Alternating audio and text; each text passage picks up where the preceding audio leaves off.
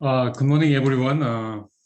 This is the second day of Kim Sales Dialogue, started from yesterday. We're still waiting for one more guest speaker from Vietnam. I'm sure he will join us a little bit later, so it's better to start right now. Anyway, welcome to Kim Sales Dialogue.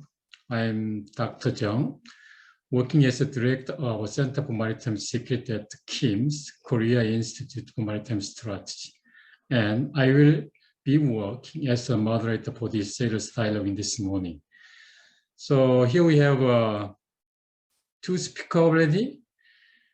First one is Rizka DARMAWAN, working as a lecturer in international law at Universitas, Indonesia, and the co-director of the Center for Sustainable Ocean Policy. He is also currently a consultant for the Center for Humanitarian Dialogue on the South China Sea Code of Conduct Implementation and Mechanism Study Group. He has written various articles on South China Sea and the law of the sea. The topic he's going to address today is China's new Coast Guard law and its implication to the South China Sea dispute from Indonesian perspective. The second speaker is Dr. Collin, working as a research fellow at the Institute for Defense and Strategic Studies, which is a constituent unit of Rajaratnam School of International Studies based in Nanyang Technological University, Singapore. He has research interest on naval affairs in the Indo-Pacific, focusing on Southeast Asia. I will introduce later the third speaker. He's online, so I will continue to introduce the Vietnam speaker. His name is NGUYEN Phuong, working as a lecturer at the Faculty of International Relations, Ho Chi Minh City University of Economics and Finance. He is also a visiting fellow at the Saigon Center for International Studies, University of Social Sciences and Humanities, Vietnam National University. The topic he's going to address today is Vietnam's maritime security policies against gray zone. So before we begin presentation and the discussion, let me make a few housekeeping rules for speakers and a few administrative guidance for audiences. In fact, 25 minutes will be given to each speaker so that we're going to have more than 40 minutes for discussion. And today's audiences are not authorized to use microphone and the video icon on your display. So all you can do is only to write a question in the Q&A box as seen in lower part of your display. Then I will choose a question and direct it to the speaker deemed pertinent to the question during the discussion session. And we have an interpreter. We will translate English into Korean only, not in reverse way. But Korean audiences can write their question in Korean. Then I will take and direct the question to the pertinent speaker in English. And one more note about disclaimer. The views and opinions expressed in this presentation and opinions are those of speaker and do not necessarily reflect the official policy or position of their government or affiliations they belong to. Now, without any further ado, let me turn it over to Dr. DARMAWAN. Please, it's yours. Right, thank you. Thank you very much, Dr. Phuong, for the very kind introductions. And also thank you very much for the Korean Institute for Maritime Strategy for inviting me here to join these very important panels and also very timely topics. So my presentation today will be the China new Coast Guard law and its implications to the South China Sea dispute, where I will be much more talking about from the Indonesian's perspective. For those of you who joined the panel yesterday, I think we've already have a very good discussions and quite details about the articles in the new introduced Coast Guard law, which might be become problematic. So what I'm trying to talk in the next 20 minutes or so is about how the China Coast Guard law from a broader perspective, from international law principles, and also how it might implicate the ongoing South China Sea dispute. And at last, I will talk also a little bit about the very recent development about the introduced China policy in the territorial water, which is like very just introduced earlier this month. So as we might all aware that in last February 2021, China just enacted a new Coast Guard law, which then raising a lot of world attentions. Many analysts, commentators, scholars predict on analysts about the new introduced Coast Guard law from many perspectives, from how it might challenge the regional security in Southeast Asia, how it can implicate the South China Sea dispute and other dispute relating to China, because so many reasons. But there's also some articles and from our Chinese colleagues who actually defending and saying that not to very much overblown this new Coast Guard law because it's not yet implemented, and it's they quite argue that it's quite okay, and they have the jurisdictions and have the authority under international law to enact their own national law. But throughout these presentations, what I'm trying to do is trying to see this new enacted Coast Guard law from a broader perspective, and whether or not and how it might problematic and it might implicate to the ongoing South China Sea dispute. So if we see the context, the broader context before the new Coast Guard law was introduced, is I think we have already seen a very complex issues in the South China Sea. As I think all of you might aware, there's the South China Sea have quite a dimensions of dispute and problems. It started as legal problems, whether or not the legitimate claim of China, whether or not the Chinese baseline legitimate under international law, whether or not the 9-dash line was legal under international law, but it will also have other dimensions, such as the economic dimensions, the fisheries resources which are under threat of overfishing in the South China Sea, and also the environmental protections in the South China Sea. And also, and the third, which is I think is very much important, is the political dimension as well, right? In the last several years, we have seen a lot of presence, military presence, not only from the United States with the Freedom of Navigations program, but from other major European countries. For example, the UK sending its HMS Elizabeth, and also Germany sent their warship to the South China Sea, and other maritime exercise held by Vietnam and India and other states. So it's very much have a lot of political dimensions. And the newly introduced China Coast Guard law, I think it would have a lot of implications to all of these dimensions. It will have a legal dimensions, whether or not it's legal to use of force, which is authorized by the new Coast Guard law under international law, how it might have implications to law enforcement at sea. And it will give economic dimensions. If China is threatening the fishermen from other claimant countries, it will have economic consequences to the livelihood of the fishermen who's fishing in the South China Sea. And also it will surely have a political dimensions. It might provoke tensions to the US and other its allies, and it risking a lot of more complicated issues in the disputed area. So as I said earlier, it's the China recently in February 2021 introduced its Coast Guard law, and my presentation, I think it will be having a three main point that I want to make here. First, it might have a problematic under international law to some extent, and it will be having implications to the ongoing code of conduct negotiations that is currently being negotiated between ASEAN claimant states and also China. And thirdly, I think it will create more tension and escalation and provocations in the disputed area. Therefore, I think lastly, I will conclude by what would be the possible recommendation, or what would be the best way for ASEAN claimant states to respond to this new enacted Coast Guard law.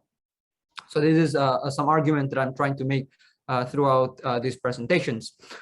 So I think I won't talk more on the historical development of the Chinese Coast Guard, because yesterday some of these speakers have already done it very excellent. But it was started in the Chinese Coast Guard Bureau was introduced in 2013. It was it's as a merge from several of other Chinese maritime law enforcement institutions, such as the China Maritime Surveillance, the Chinese Coast Guard, the China Maritime Patrol, and the China Fisheries Law Enforcement Command, as well as the General Administration of Customs. So I think the China Coast Guard right now is obviously one of the strongest Coast Guard in the region, very much well equipped with all the vessels and etc. etc.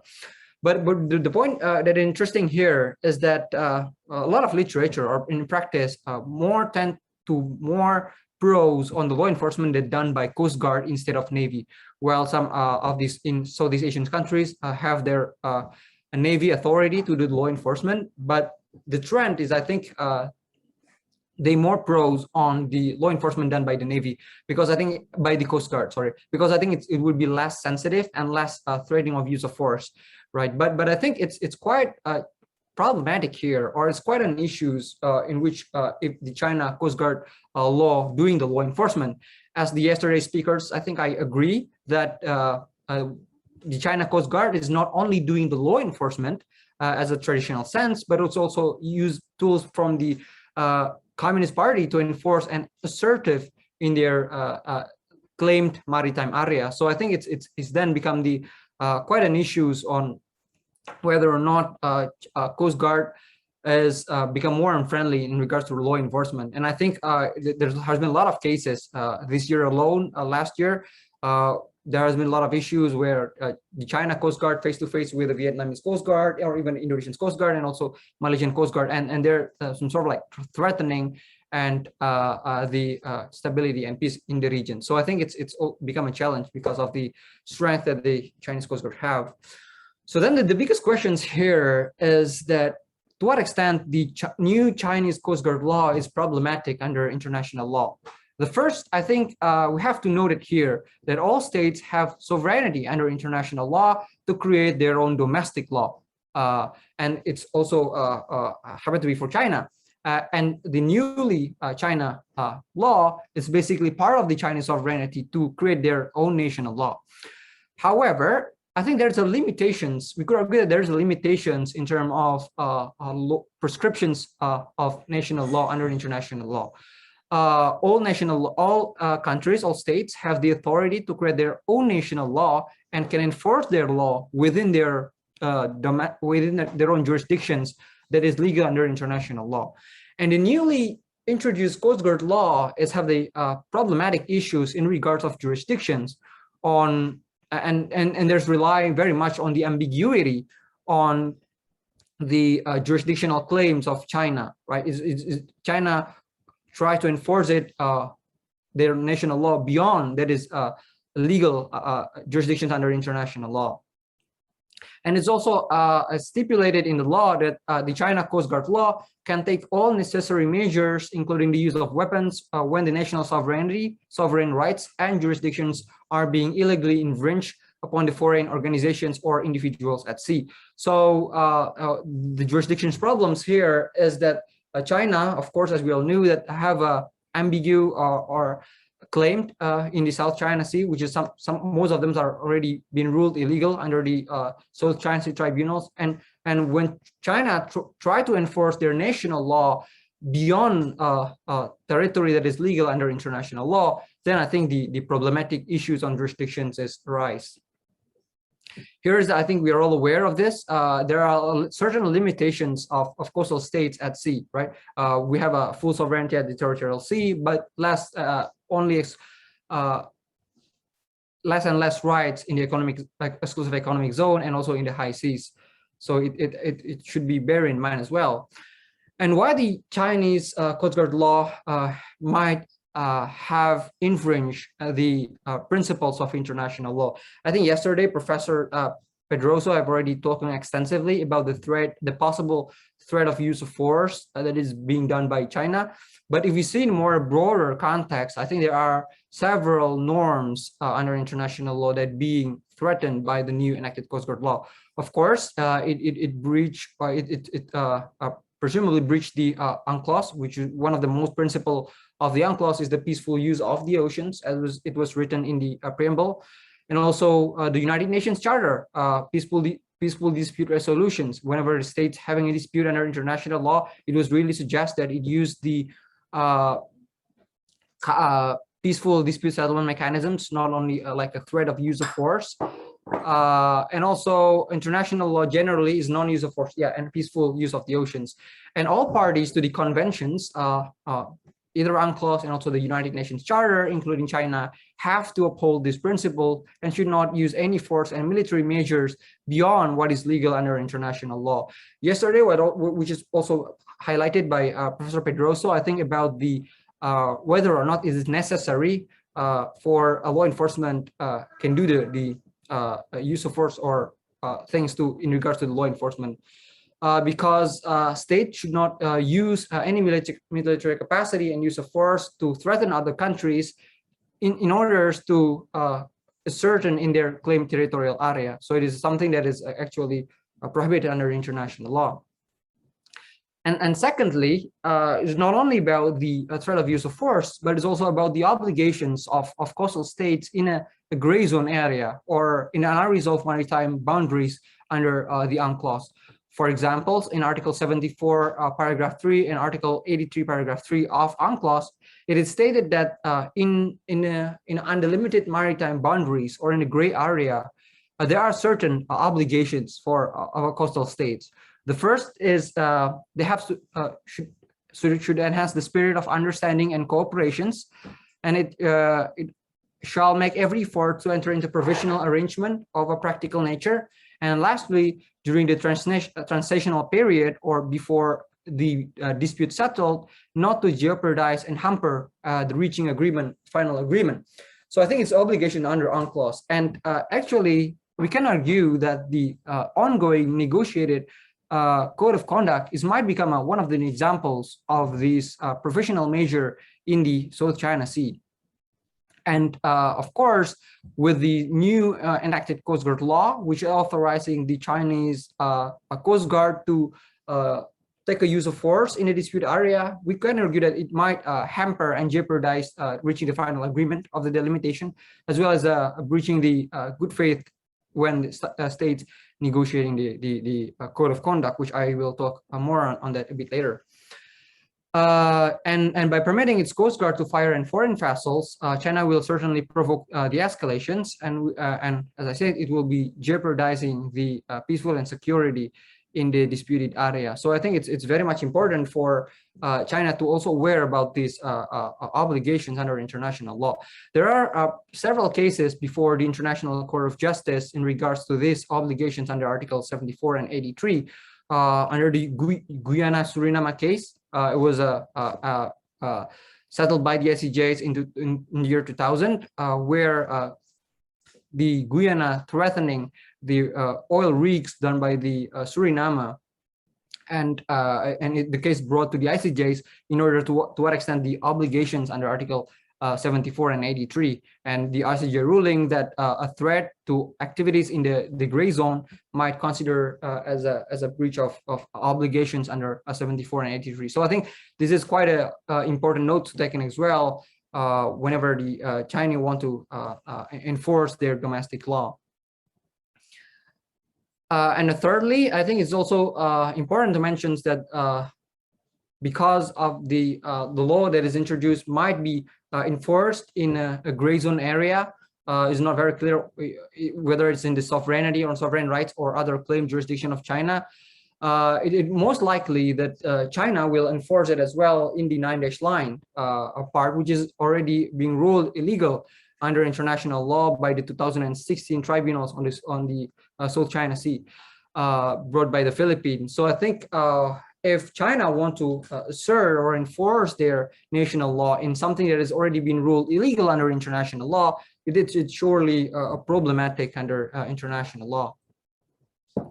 And as I said earlier, right now, the China and ASEAN is being negotiating the code of conduct, even though it is already been pending for a couple of years, I think, but the negotiation is still ongoing. And what is most important for during the negotiation of the code of conduct is I think that all parties should have a good faith in negotiating the code of conduct. And with the new possible threat of use of force, I think it would be become a barrier to the ongoing code of conduct negotiations. Even though the code of conduct itself, it won't really resolve the South China Sea, it won't settle the maritime dispute, but I think it's very much important to make sure that the peaceful and security in the dispute area, so there won't be more escalations. And I think the newly Coast Guard law is becoming very counterproductive in regards to the ongoing negotiations, because it will affect the trust of the parties when they're negotiating the code of conduct. So I think it's also very much important to be noted here. And because the main goal of the code of conduct is to maintain the peace and security in the disputed area, and therefore the code of conduct should play an important role at the latest to make sure that the parties involved should not laying down the threat of use of force to other claimant states, which has already been done a lot in the last several years. And in any rate, by China allowing its Coast Guard to fire on any foreign vessels in its claimed water, show that the Beijing does not have a good faith in the negotiation of the code of conduct, and I think it will have an implication of trust by other parties as well. And will the Chinese Coast Guard provoke more tensions? I think even before the law is enacted, there has been a lot of cases of Chinese Coast Guard being very assertive and threatening either fishermen or the other law enforcement from other South China Sea claimant. There's been a lot of recent cases, even here in 2021, right after the COVID. But before, we see that there are a lot of escalations with the Vietnamese Coast Guard, with the Malaysians, and also in some Indonesian case with Indonesian Coast Guard as well. Therefore, I think what we can see, we have to anticipate here is that to what extent the new introduced Coast Guard law can create more escalation and tensions in the disputed area. And as I said earlier in my early presentations, I think one of the most also issues that we have to anticipate here is that what if the new Coast Guard law create more escalations with other major states such as the US, UK, or other big maritime nations, and it certainly have possibilities to increasing more tensions, because with more and more military presence, challenging of freedom of navigations in the disputed area, and there's a risk of what if the China enforced to those kind of assertiveness. So I think it's really open to possibilities of a more and more tensions in the South China Sea in the future. But before I move on to the recent declaration on the territorial sea, the Indonesian response to the new Chinese Coast Guard law, it's rather not yet firm. I think right after the when China introduced their Coast Guard law in February, I talked to one of the Director Generals in the Ministry of Foreign Affairs and asking how is the Indonesian response to the newly enacted Coast Guard law, and what they say is that I'm not very sure now, but at the earlier stage, Indonesia is not yet sending a diplomatic protest, but the foreign ministry here is inviting the Chinese ambassadors in Jakarta, asking for more elaboration and explanations on the newly introduced Coast Guard law. But there's still, again, there's no firm answer on to what extent the new Coast Guard law how the new Coast Guard law being enforced. So I think China, again, playing in the gray area and in a lot of ambiguity words of regulations, and what better can we do is that we should see to what extent the law enforcement is being conducted by the Chinese Coast Guard. Well, another interesting things about the China maritime law or maritime policy here is like this month, early in the 1st of September, China just introduced some sort of like declarations that China will require the foreign vessels to report their detailed informations whenever entering the China claims as its territorial waters. Here is, I think it's also become quite ambiguous.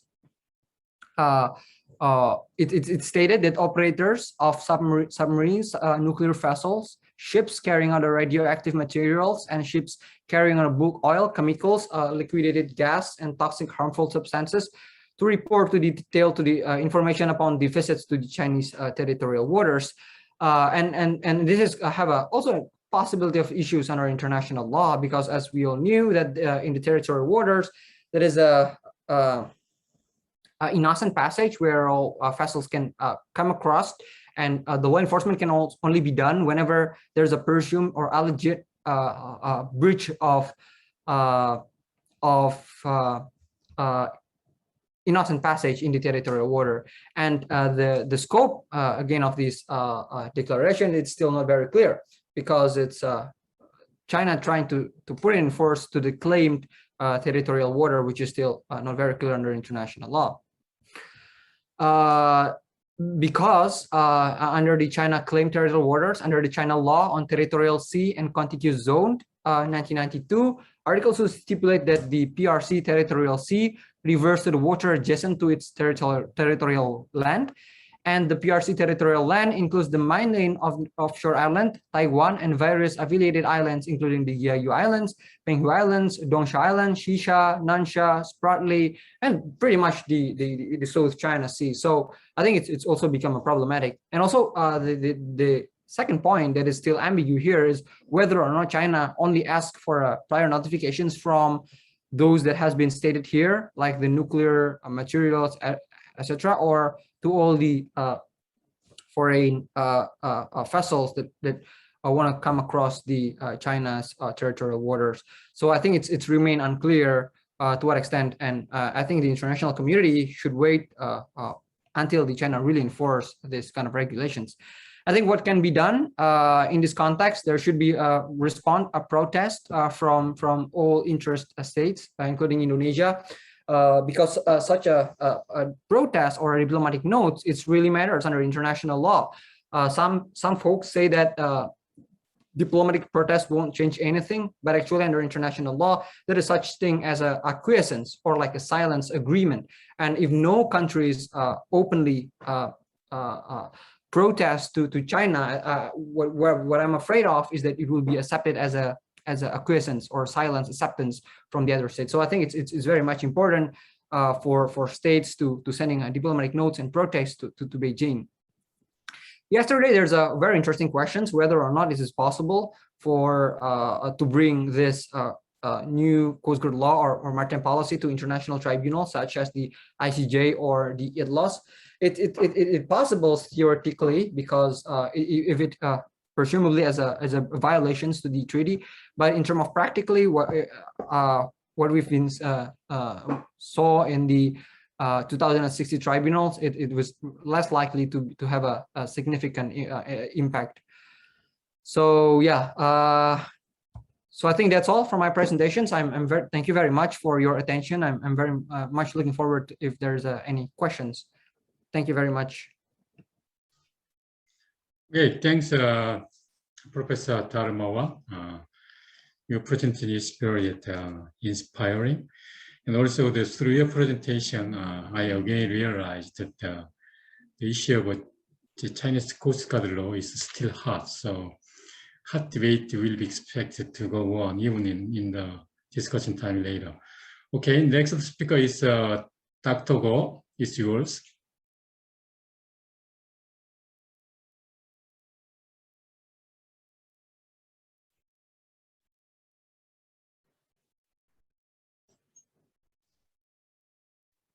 Sorry. Good morning to everyone, and many thanks to the Korea Institute for Maritime Strategy, and thank you very much, Dr. Chong for the kind introduction, and of course, special thanks to Shomo for inviting me to this webinar. And my presentation is purposely titled A Southeast Asian Perspective of the CCGL. And it suffices me to say that there is more than one Southeast Asian perspective. And what you have heard just now from Aristyo is one Southeast Asian perspective. I don't claim to represent all Southeast Asian perspectives. So this is just to put a caveat to my presentation. And some of what I'm going to talk about might be shared by a good number of you. And I welcome any corrections that will come thereafter. Now, I think the first that I want to start off with is, perhaps to give a brief background, because Aristyo just now, his good presentation, he had talked about, the background of the CCG. So to build on that, maybe I could share briefly about what I know regarding the origins of the Coast Guard law itself. I think it is, important to highlight that, there has been a long-standing internal debate and discussion within China.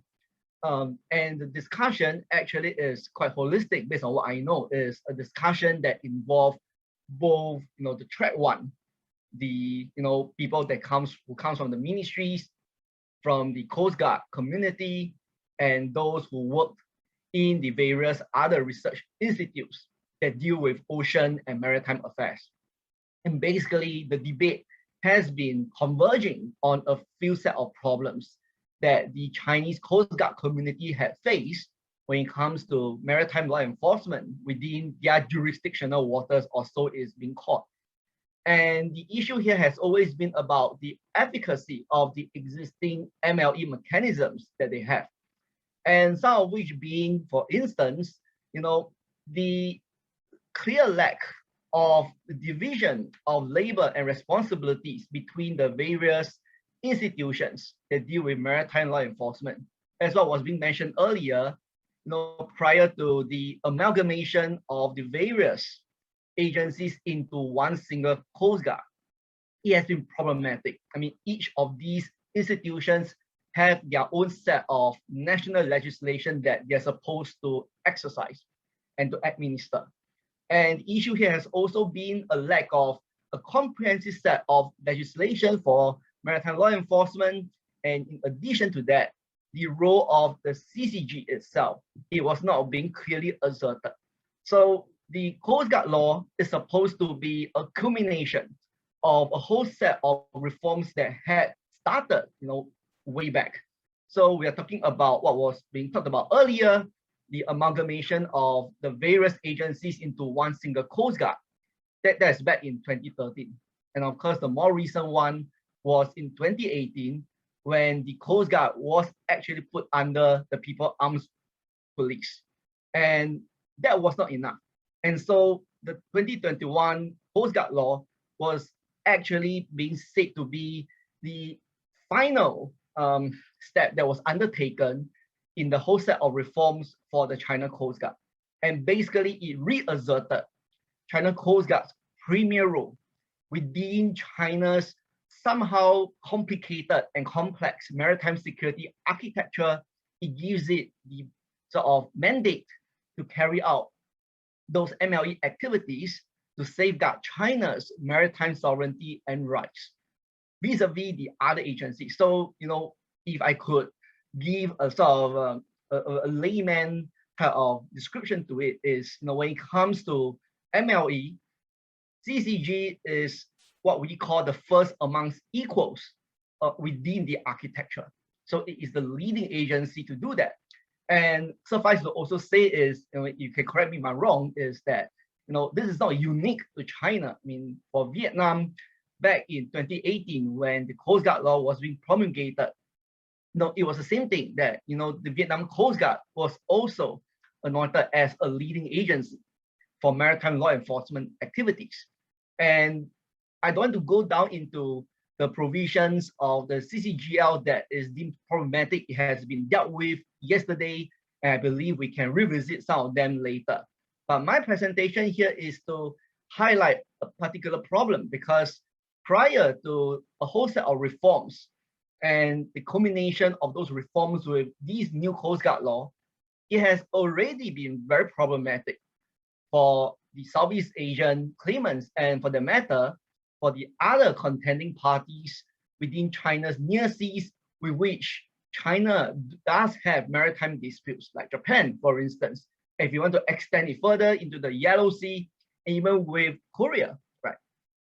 And the issue here has always been that China, at least for the Southeast Asian parties in the South China Sea, it has always been that the Chinese Coast Guard build-up is massive. I mean, the asymmetry of power capacity between the Chinese Coast Guard and its Southeast Asian counterpart has always been an issue. And if anything, this has been able to offset some of the attendant problems that the Chinese Coast Guard community had faced, just through the sheer use of overwhelming capacity and force and presence in the South China Sea. It has already, been quite troubling for Southeast Asia. And now with the Coast Guard law, basically, it gives China more teeth in a way, right? So prior to that, it has been acquiring the means to do that. And now there is a legal mandate for China to carry out those activities. There are two contending school of thought when it comes to the CCGL. And of course, the more popular school of thought is that the law itself is destabilizing for Southeast Asia and for the region as a whole. The other school of thought is perhaps a little bit more controversial. One which actually argue, and of course that comes more from the Chinese side, is that the law itself gives more predictability, which is a strange thing, because if you look at the law itself, it carries some of the very ambiguous provisions that, for example, jurisdictional waters that were not very clearly defined. And of course, within the actual law itself, and if you compare it with the draft law that came out, they actually omitted certain elements that would have actually given some sense of stability and some sense that, the Chinese were more interested in carrying out, maritime law enforcement using, limited force as a rational and proportionate manner. One instance would be in the draft law itself, there was a deliberate mention that, if the Chinese Coast Guard has to fire upon a foreign ship, the firing should not be underneath the waterline of the ship. But in the actual law that came out, this line was omitted. So the automatic assumption here is the law was made ambiguous, and it is supposed to give the Coast Guard commander on the ground a very wide berth of freedom. And that may include sinking the other ship outright if necessary. So it removed, that restriction in the draft law. So that was considered destabilizing. But some will argue, and many Chinese scholars will argue, that the law itself gives more predictability. It actually, sort of tidied up, all the messiness of the organization within the Coast Guard community itself. And now with the law itself, it gives more structure to the way the Chinese will carry out maritime law enforcement, right? So there's these contending school of thought here, which I thought would be interesting to share. And of course, one of the reasons why it was, interesting is that, when we talk about the Coast Guard law, most people may think just purely about the Chinese Coast Guard, and as what Aristyo you mentioned earlier, even the PLA Navy is involved in maritime law enforcement activities. This is a picture of what happened in May 2018. It is a pilot project during which that was off the Chinese occupied Paracel Islands. They carry out what they call a multi-tiered joint patrol. And the multi-tiered joint patrol is made up of the PLA Navy, the Coast Guard, and the local administration. And the whole idea is that if this joint patrol encounters a foreign naval vessel, the PLA Navy will step in. And if they encounter a foreign Coast Guard vessel, the CCG steps in. And if there is a local infringement by Chinese fishermen, the local administration authorities step in. So this multi-tiered patrol will have, given us the impression that this CCGL isn't just about the Coast Guard itself. It has wider implications when it comes to involving the other agencies, not least of all the PLA Navy, right? And this is a problem also for Southeast Asia, because for a long time, Southeast Asian countries, a good number of Southeast Asian parties in the South China Sea have been using a mixture of means to assert their own maritime sovereignty and rights, not least the use of the navies, as what Aristyo had pointed out earlier. And of course, we have seen these days the Chinese Coast Guard appearing, more and more often alongside the other elements of the Chinese maritime power, not just the Navy, but of course, alongside the maritime militia. This is one, picture of the Chinese Coast Guard operating alongside what we will think of it to be the Sansha maritime militia vessel that is, during the time of the Whitsun Reef standoff earlier this year. So it was interesting to note that in the Whitsun Reef incident, when the Philippine Coast Guard challenged Chinese vessels, and there were actually Chinese forces nearby, not least a Coast Guard that was patrolling close by, when the fishing vessels were challenged by the Philippine Coast Guard, the China Coast Guard, or for the matter, the PLA Navy, did not respond. And it was interesting because when the Whitsun Reef happened, it was not too long after the Coast Guard law was promulgated. And there were already some assumption that the Coast Guard law might be first applied to the Whitsun Reef incident with the Philippines. But it was interesting to note that so far we have not yet seen any such instances happening in the South China Sea between Philippine and Chinese forces. And that will only give us the impression that the Coast Guard law itself might be applied or not, depending on whether it is politically expedient to do so. It does give, some form of freedom or some leeway to the other party. In this case, for the Filipinos to challenge Chinese fishing vessels without coming under a counter challenge from the Chinese Coast Guard based on the law itself, it might have set a very interesting precedent, and it might actually be encouraging to the other contending parties in the South China Sea or even in the East China Sea that you will still be able to challenge Chinese transgressions into your waters without necessarily having the Chinese invoke the Coast Guard law, right?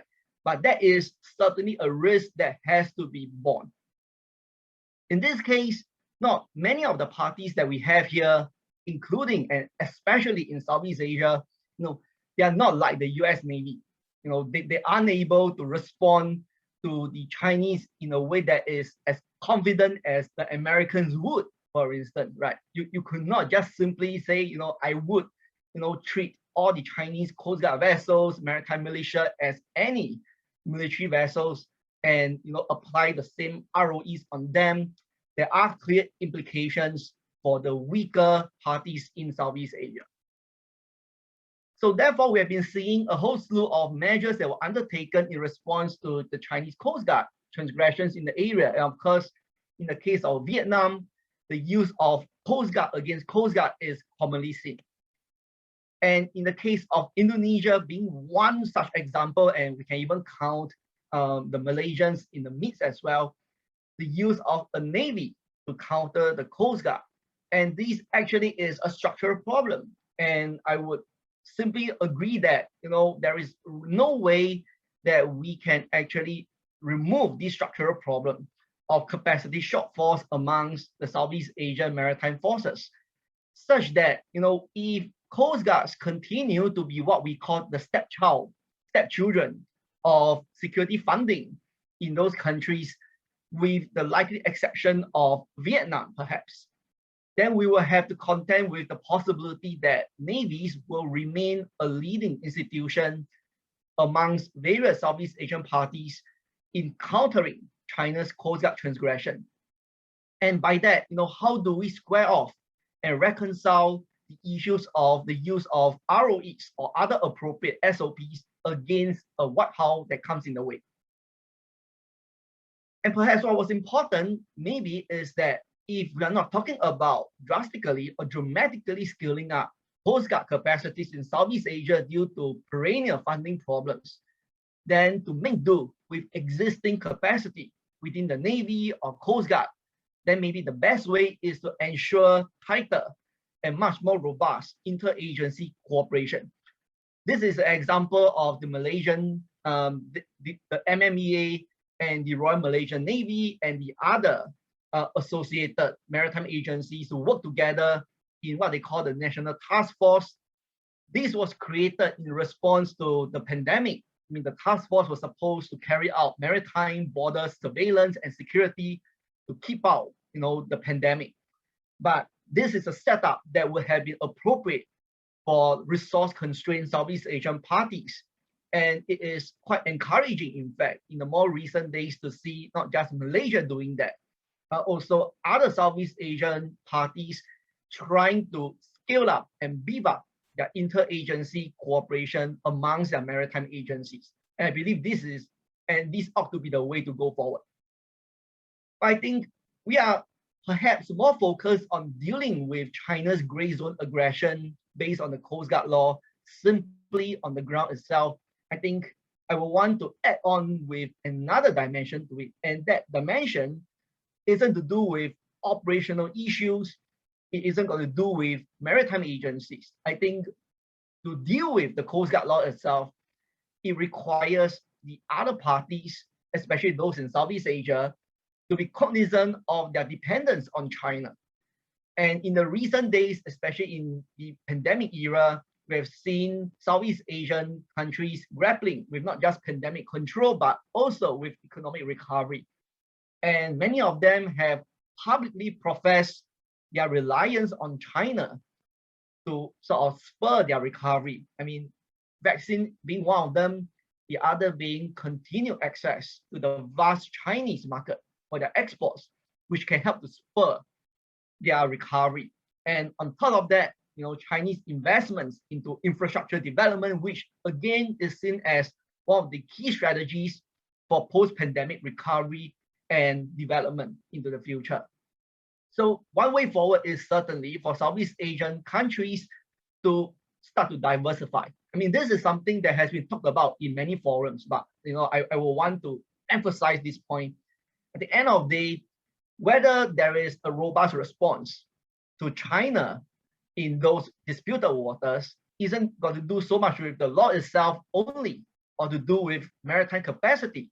I think it is ultimately a political issue and question, right? And this question will be problematic if those countries that were involved are highly reliant on China when it comes to economic cooperation and investment. So I think this is something I believe, is a much more sustainable way forward when it comes to dealing more effectively with China, be it whether you are talking about new laws coming in our way or talking about the continued, widening of the asymmetry between their Coast Guard forces and Southeast Asia's Coast Guard forces. So with that, I end my brief here and I welcome, the discussion that will come later. Thank you so much.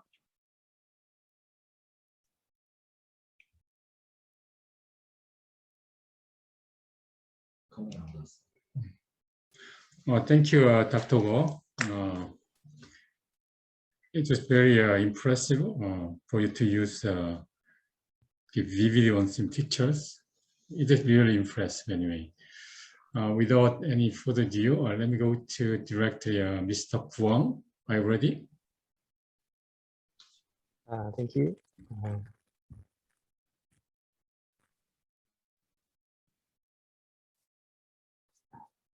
Just wait for me for a minute.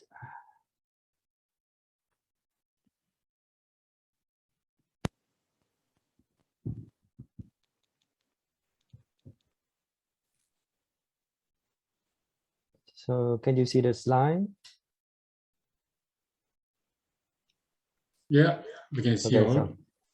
So first of all, thank you, the Korean Institute for Maritime Strategy, to invite me to this dialogue. Thank you, Dr. Ko, my colleague, and Dr. Aristyo for your very meaningful presentation. So my presentation today is exclusively focused on Vietnam maritime security policy. You all know about the legal perspective from the previous session, you also know about Indonesian and Southeast Asian perspective from my colleagues, Dr. Collin and Aristyo. So now I will introduce you a little bit on Vietnamese perspective on that, and some insight into its maritime security policies. Again, what we frequently call great zone aggressiveness from China. So first of all, I will talk a little bit about what we call great zone strategy. I took this diagram from a book of Michael Marsa in 2015. You can see that great zone strategy is defined as a spectrum in which at the beginning of a spectrum is the lower intensity, some kind of what China is doing right now in the South China Sea. So from a Vietnamese perspective, it is not only about security. It is the gray zone strategy, which I know that this term is hotly debated now, but it's from the lower intensity. It focuses not only in the security, but also on propaganda, in history also, by which China used history and propaganda to establish some kind of alternative narratives on the South China Sea dispute. For example, they always publish a lot of articles on the South China Sea. In those articles, they actually a map about the South China Sea with the 9 dashed line. So in this way, they try to assimilate the idea that the South China Sea belong to them historically. So this is one way of doing the tactics. The other way is to what we call denial of prosperity.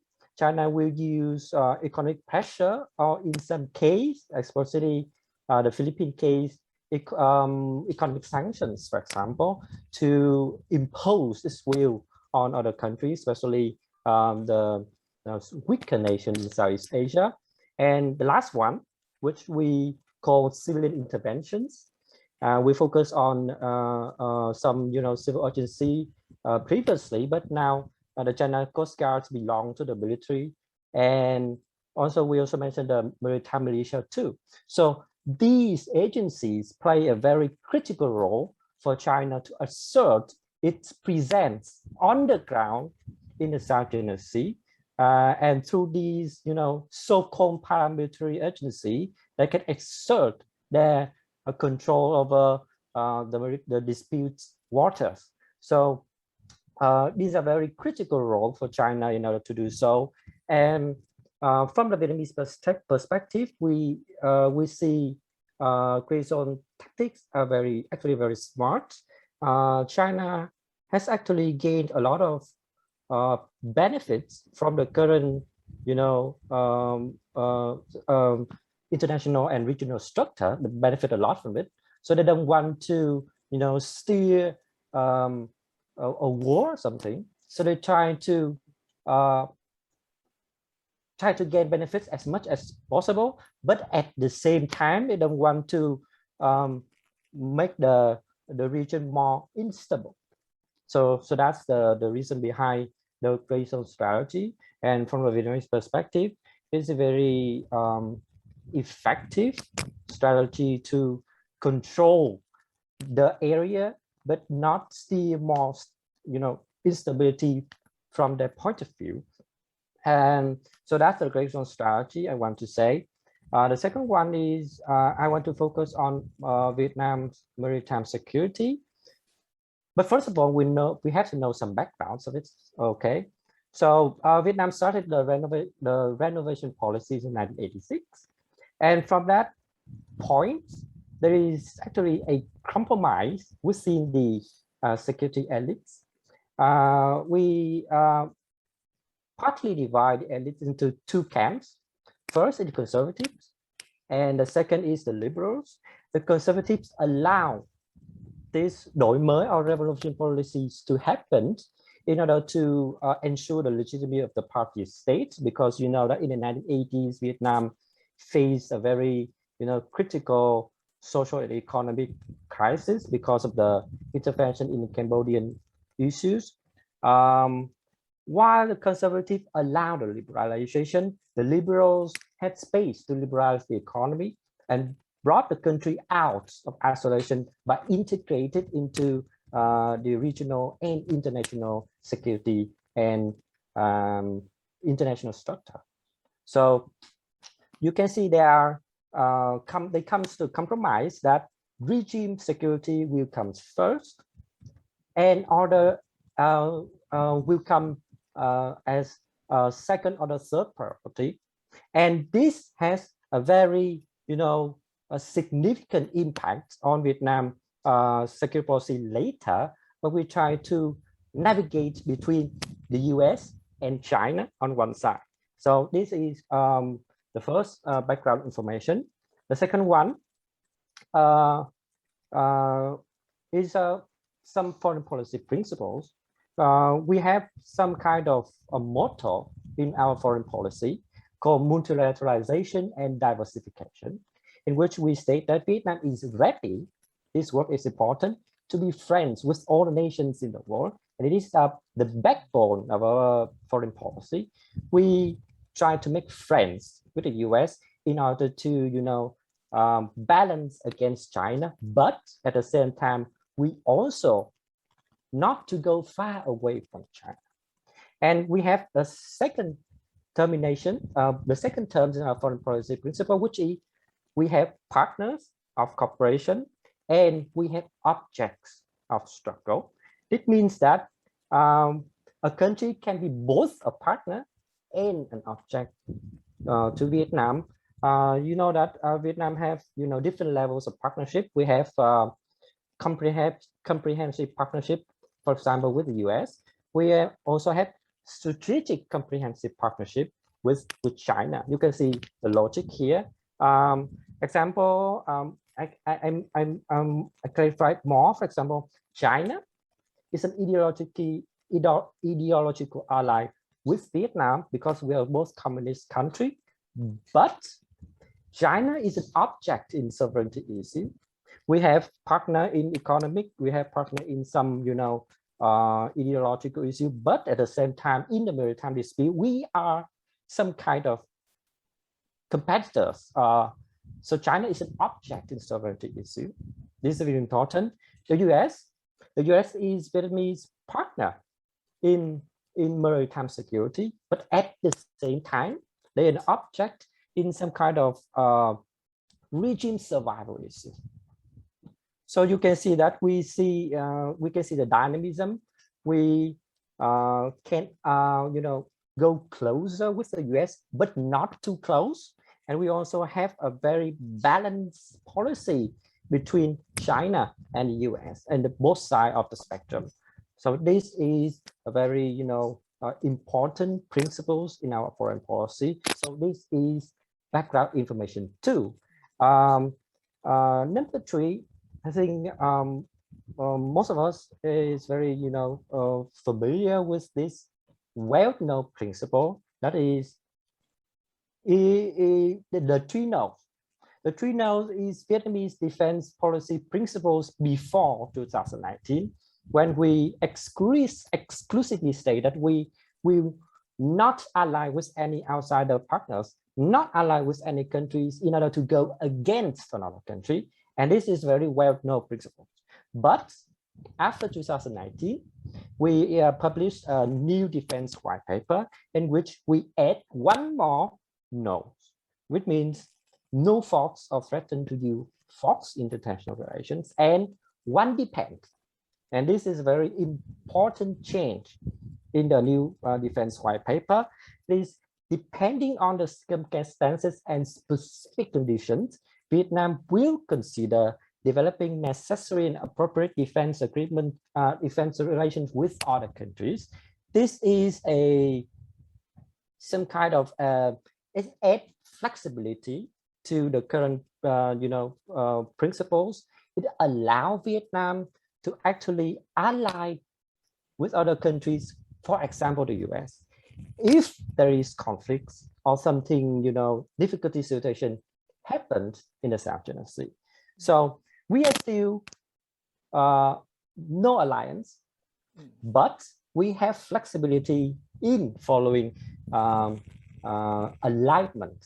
And this is a message to China, saying that if you are continue to, you know, to get it, to create trouble, if you continue to pressure us, then in the future we can consider to align us with another partner.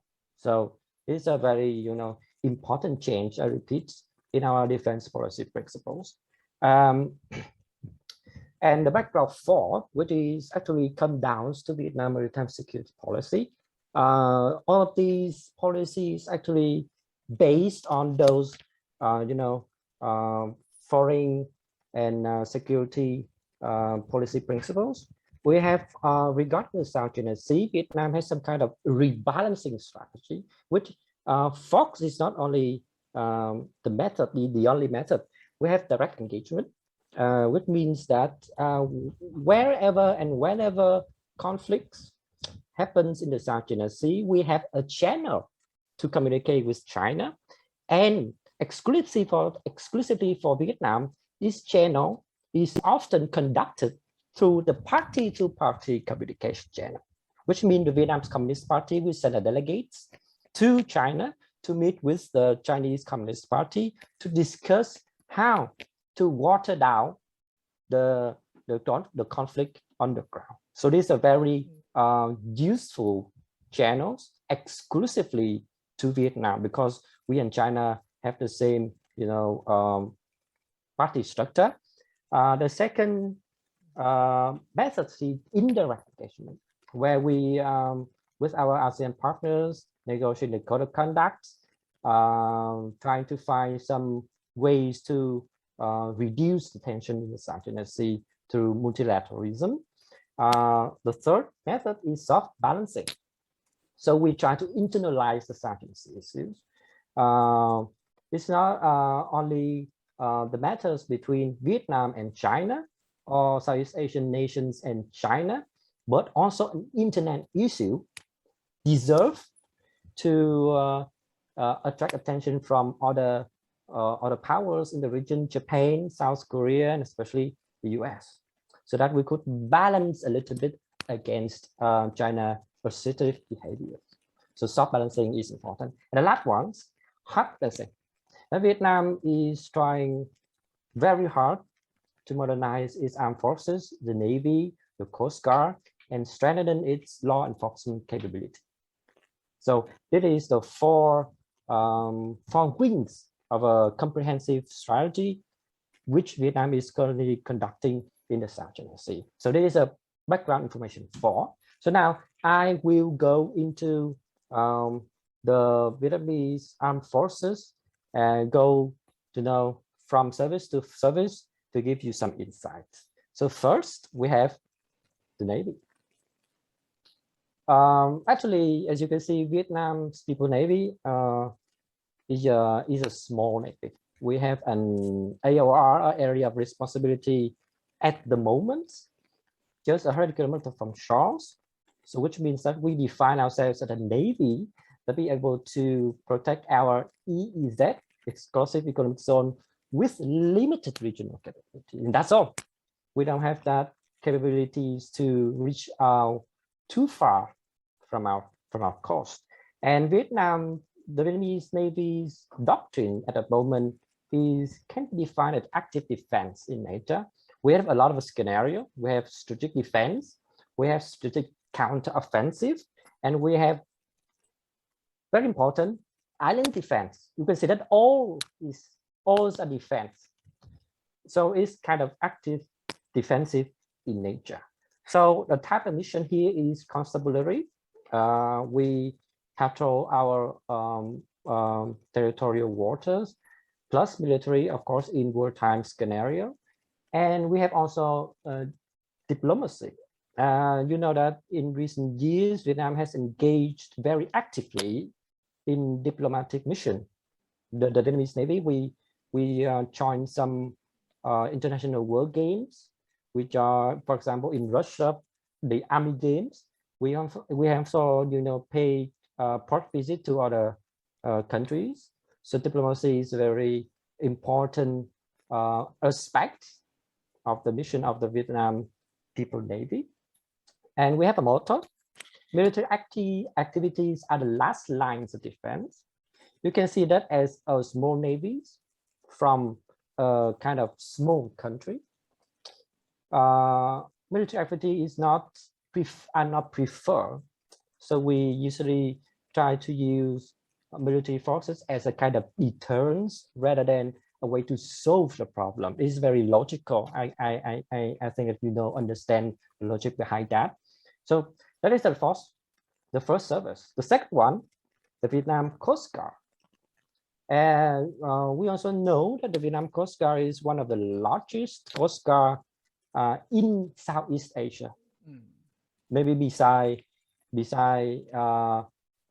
China and Japan, Vietnam is the biggest.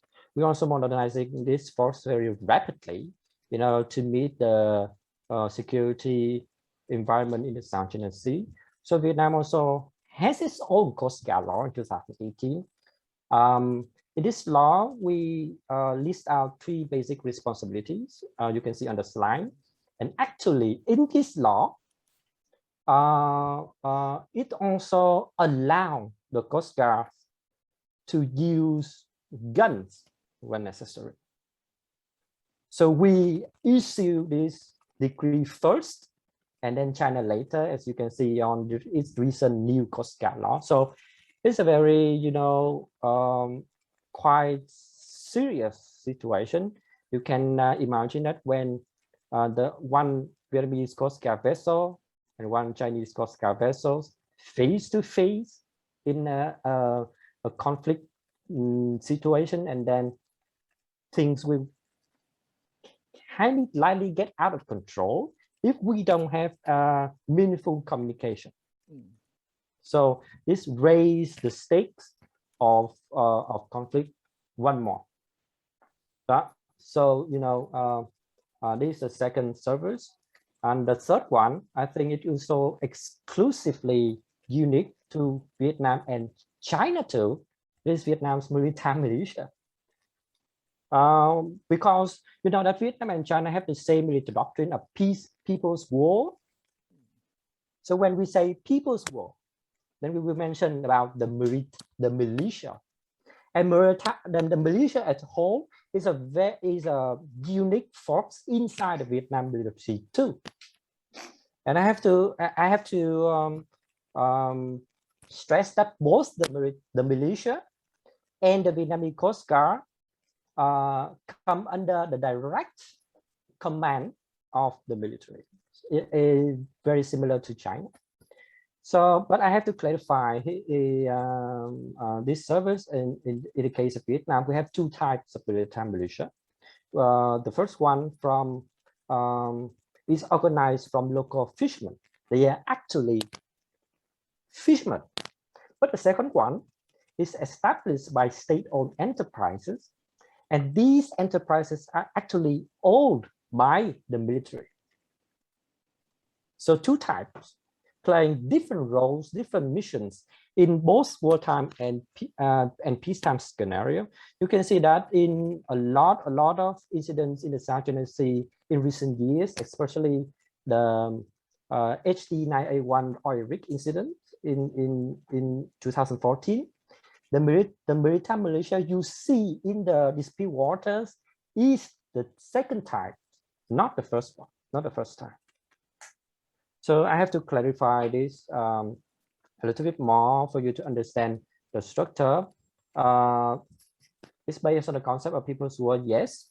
And I have to clarify also that Vietnam maritime militia have very important role in engaging with Vietnamese fishermen, for example, in illegal fishing.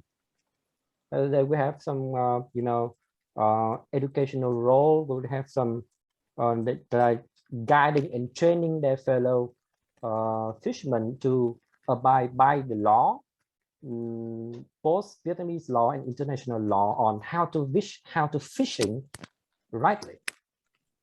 So this is the third service that I want to mention. And we also have some kind of you can see it, strategy. in peacetime scenario, this is a three-layer defense tactic. And as Mr. Cole has said, you can see that this tactic is very similar to China. And it is a direct response to what China has been doing in the South China Sea. Albeit with lesser intense, lesser capability, and lesser resources. You can see that the Coast Guard and the maritime militia will be at the front. We know that incidents happen frequently at disputed areas, and the Navy is not the main forces here. The Coast Guard and the maritime militia will be the force at the front, borrowing the brunt from the Chinese Coast Guard and Chinese maritime militia. And the Coast Guard is heavily invested by the states in order to meet the challenges. So this is the first layer. The first and the second layer. The Navy will play a supporting role. It's just like some scheme or some kind of tactic, just like copy from the Vietnamese, from the Chinese playbook. And there is some kind of a civilian force, such as what we say the Vietnam Fishery Resource Surveillance. This is a force that puts under the direct authority of the Vietnamese Ministry of Agriculture, fully a civilian one. In recent years, this VFRS force has, received many support and training and resources from the US. Also, we have just established a training center in the south in Phuong Island that the US will help Vietnam to train this Vietnam Fishery Resource Surveillance. So you can see that's a three-layer defense tactic based on the same logic, based on the same People's War doctrine, in the sense that we want to use like the Coast Guard versus Coast Guard, maritime militia versus maritime militia, not Navy against Coast Guard, because we fear that in some tense situation, the Navy will be too aggressive, and that will give China an excuse to exert its pressure more on the ground. So it's not good to use the Navy. So we create the Coast Guard and to make advantage of the maritime militia that we already had for previous wars. So this is a very unique tactic at the moment. Another reason is that it's cheaper to invest. That Vietnam don't have a lot of resources, especially money, to invest in the Navy, and it's actually much cheaper to invest in Coast Guard vessels and some modernized programs for the militia. Is much cheaper and much efficient. And the second reason is that it would be much easier for Vietnam to form a cooperation networks with other regional partners. For example, we have some agreements with the South Korea when South Korea give us some second-hand vessels for the Navy and the Coast Guard also. Well, we also have similar program with Japan and especially the US when we receive and commission two retired vessels from the US Coast Guard. It is much easier to form networks. It's much easier to ask for cooperation, and it is much easier for the Vietnamese conservative to accept. It's a struggle between the conservative who see the US and other Western power as some kind of have some suspicious intentions, and China at the one side who is their allies for a very long time in ideological issue. So these are the reasons for the three-layer defense tactic. In wartime, the logic behind that is to protect the country's sovereignty, to maximize our presence in the disputed waters, and maintain and protect lawful activities at sea, especially from Vietnamese fishermen. So There is a peacetime scenario, wartime scenario. I think just go quickly over this. There is a worst case scenario in which China invades Vietnam. Vietnamese outposts in the spot list. There are two strategic goals. If war happens, if conflicts happens, hold position as long as possible and inflict, as much damage as possible. That's why we are still continuing to modernize our Navy gradually, not immediately, because we don't have enough resources for that. So, and in wartime scenario, the Navy will be the main forces, but it is just a scenario designed to prepare for the worst scenario. And the Vietnamese think that it is the least likely happen scenario. We will not see it in the future. But this scenario, I repeat, is designed for preparation. We have some very,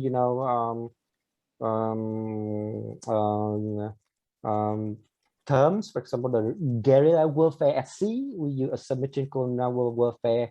For example, we use submarines, fast attack crafts, and anti-ship missiles to play deterrence and to attacks, for example. So that's wartime scenario. Some questions that Vietnamese Navy officers and some high, policymakers are trying to solve at the moment. Not yet, but at the moment. There is a question of alignment, whether or not should Vietnam remain strictly neutral in its foreign policy. What happened if China and the US hold hands and put aside interests of smaller countries like Vietnam or the Southeast Asian countries? What will we do when this happens? And this is a fierce debate inside Vietnam. Does Vietnam have the right strategy for the South China Sea? And can it execute the strategy properly?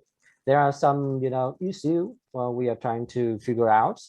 How does the term People's War fit with modern naval warfare? The People's War was invented when there is wars on land, not on sea.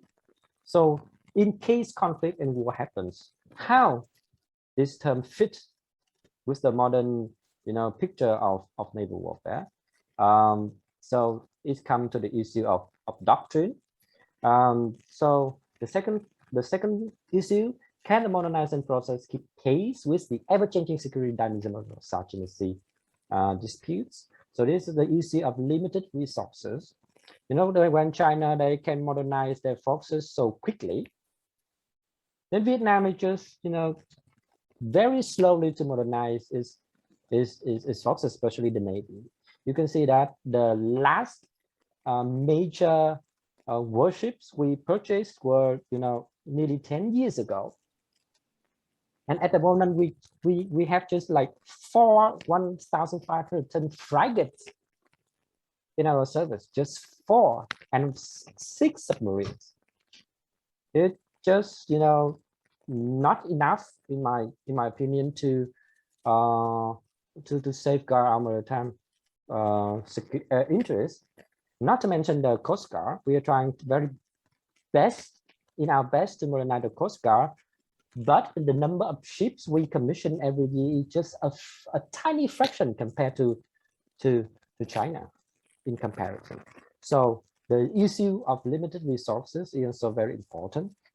The third one, that how can Vietnam balance between policy inputs, outputs, and policy outcomes to maximize the country's interests? So it comes to the issue of policy execution. We may have the right doctrine, we may have the resources, but can we execute the plan properly? Is it very, worried when we see the current COVID crisis?